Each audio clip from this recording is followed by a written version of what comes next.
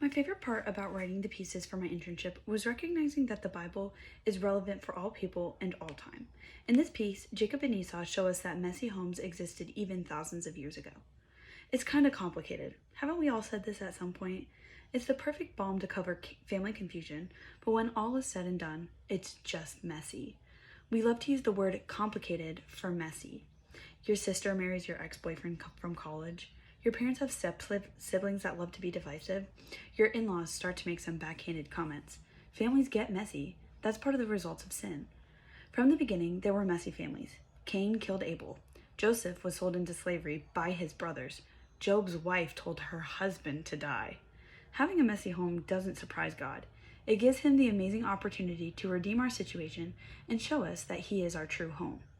Jacob is a prime biblical example of a messy home turned redemption story. As the baby of the family, Jacob already has competition with his older brother, and his parents play favorites.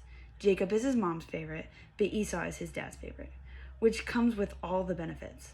When the time comes for Esau to be blessed with his birthright, just like a modern-day inheritance, but a more significant portion of the goods, their mom devises a plan for Jacob to receive the blessing. Jacob deceives his father and gets the blessing for himself. The Bible says Esau cried with a great and exceeding bitter cry when he found out about the blessing. Esau was so angry, he planned to kill Jacob, but their mom told Jacob to go to a far country and live with her brother Laban. Things got messy fast. Both brothers were separated from their homeland, their parents, and each other. Although they spent several years apart, God didn't leave them without the reconciliation and redemption of their messy homes. Put yourself in Jacob's shoes. You've stirred the pot, metaphorically and literally, and caused a mess of your home. Put yourself in Esau's shoes. Someone in your family wronged you of what was rightfully yours. The human reaction is to entirely cut off that messy situation. It's easier to forget and move on without the mess, but that's not God's plan. God plans redemption for our home and for us. The night before Jacob went to meet with Esau for the first time in years, he probably felt a lot of nerves. Genesis 32 shows us where he found the strength to handle this situation. Verse 11 says, "Deliver me, I pray thee, from the hand of my brother, from the hand of Esau, for I fear him, lest he will come and smite me." Jacob looks to God to be a protector and comfort, his home, when he is in a distant land facing a messy situation. Even when we're far from our physical home, God remains just a prayer away for us to feel at home with him. We can follow Jacob's example by praying God's promises. The promise that Jacob prayed is found in verse 12. "And thou saidst, I will surely do thee good, and make thy seed as the sand of the sea, which cannot be numbered for multitude."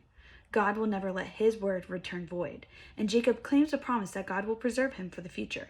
Just like Jacob, we can feel safe resting in God's promises. He didn't fail Jacob, and he won't fail us. God didn't leave Jacob and Esau in that scary night. Even with everything in their past, the lies, deception, and stealing, God brings them redemption and a fresh start. Genesis 33:10-11 shows this redemption. Jacob says, "I pray thee, if now I have found grace in thy sight, then receive my present at my hand. For therefore I have seen thy face, as though I had seen the face of God, and thou wast pleased with me. Take, I pray thee, my blessing that is brought to thee, because God hath dealt graciously with me, and because I have enough." And he urged him, and he took it. The giving of gifts shows the peace that has come between them despite their history. It wasn't the gifts that caused Esau to forgive Jacob. It was the working of God in their story. Messy homes are a part of life because of sin, but we can have redemption in our messy home, just like Jacob and Esau did. We have this hope because God is our great Redeemer, and we can confidently quote Job in saying, "I know that my Redeemer liveth, and that he shall stand at the latter day upon the earth." Whatever situation you're facing in your home, God is not scared of the mess. Would you let him use your messy home for his good and your glory? Your good and his glory.